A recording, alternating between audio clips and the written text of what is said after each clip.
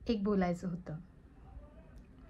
मी बऱ्याच पेशंटसोबत बोलताना मला त्यांच्याकडनं ही समस्या ऐकण्यात आली की त्यांना वेळेवर जेवण करता येत नाही.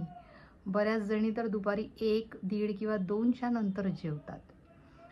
जेवणांच्या अनियमित वेळेमुळे तुम्हाला माहिती आहे का की तुमच्या शरीरात किती समस्या निर्माण होऊ शकतात? बरं, जेवण उशिरा करण्याचा जेव्हा प्रश्न येतो, तेव्हा त्या म्हणतात की मी आधी सर्वांना जेवण करायला लावते आणि नंतर मग मी जेवण करते. मान्य आहे की तुम्हाला सर्वांची काळजी आहे आणि असायलाच हवी. पण मला सांगा, जर तुम्हाला त्या सर्वांची काळजी आहे, तर तुम्हाला स्वतःची काळजी घेणं गरजेचं नाही का?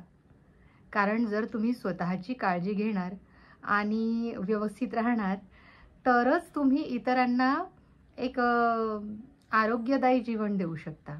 आणि शिवाय तुमचा वेळही, कारण आता अनियमित जेवणामुळे पुढे येणाऱ्या समस्यांनी तुमच्या त्याच प्रिय लोकांना तुमच्या तब्येतीच्या त्रासांच्या मागे, तुमच्या आरोग्यामागे धावावं लागणार.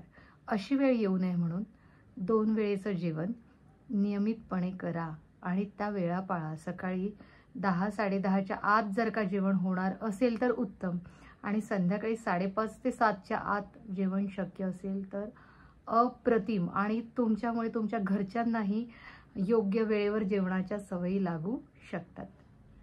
योग्य जीवनशैली ही फार गरजेची आहे तुमच्या आणि तुमच्या जवळच्या लोकांसाठी. म्हणजे तुम्ही आरोग्यदायी राहाल तर ते सुद्धा चांगल्या आरोग्याचे धनी होतील. Thank you.